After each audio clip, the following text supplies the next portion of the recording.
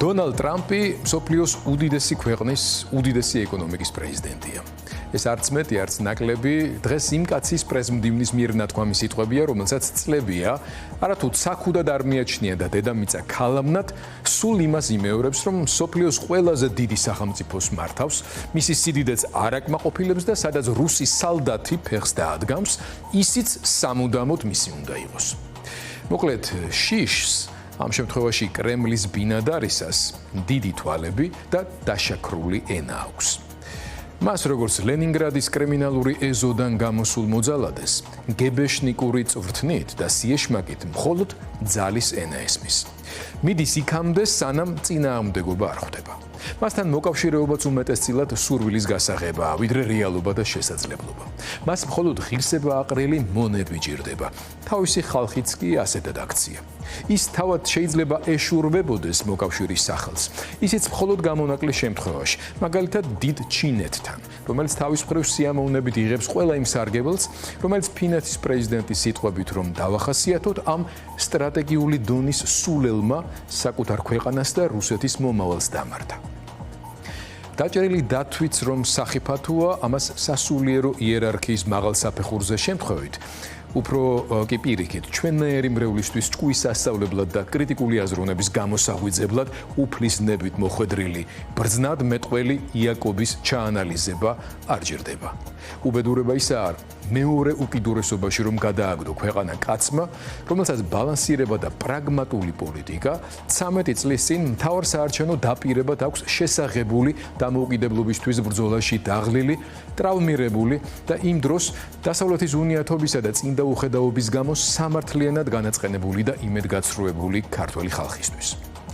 ამიტომაც ხვდება ნოყიერი ნიადაგი ივანიშვილის მიერ ჯერ კიდევ ხელისუფლებაში მოსვლამდე დაწყებულ და ბოლოს კოლბახიძე პაპუაშვილი მდინარაძეების პირიდან გადმოფრქვეულ იდეოლოგიურ საწამლავს, რომელიც რუსეთის მიერ მოხაზულ სამოძრაო კვადრატში ქართველების მიერ ღირსებაზე უარის თქმას, დასავლეთისგან დისტანცირებას და სამაგიეროდ რუსეთიდანვე თავდაუსხმელობის ეფემერულ გარანტიაზე იფურჩქნება.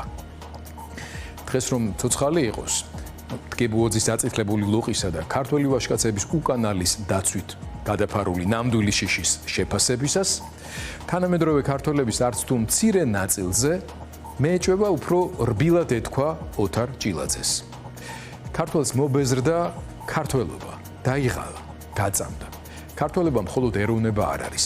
გარკვეული გაგებით სასჯელიცაა და რაც ყველაზე ძნელია სატანია, სასჯელია ჩაუდენელი დანაშაულისათვის.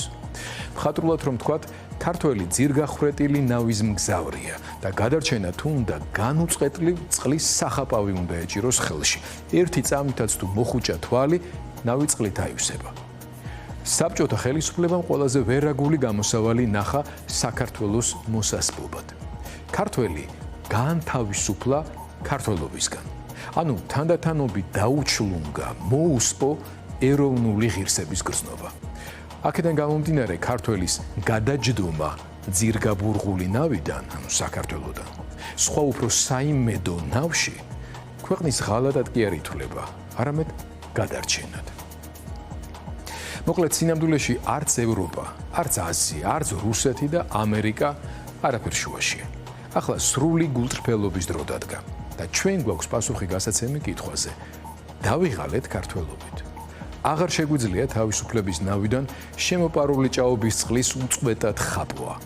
შევეგუოთ, რომ აბორდაჟზე ავეკიდოთ ცივილიზაციური ფსკერისკენ მიმავალ რუსულ კარაბლს, რომელიც ისტორიულ მოუსწავლეთში იყოლიებს ამ უძველესი და უწყვეტი კულტურის ერს. თუ გვაქვს ღირსება, ძალა, ეროვნული ენერგია, სამშვიდობოს ასე ახლოს მისულებმა ნიჩბები მოვიქნიოთ. ესაა მთავარი კითხვა, რომელიც ყველამ, მათ შორის პირველ რიგში რუსეთისგან შეშინებულებმა საკუთარ თავს უნდა დავუსვათ. ამ კითხვაზე მკაფიო პასუხის გარეშე ნურავინ მოიტყუებს თავს, რომ ფონს გავა, რადგან ისევ ოთარ ჭელიძეს რომ დავესესხოთ, ტყუილად ნოექნება იმედი ვინმეს ტრაკით მიაღწევს იმას, რისი თავიც არ აქვს.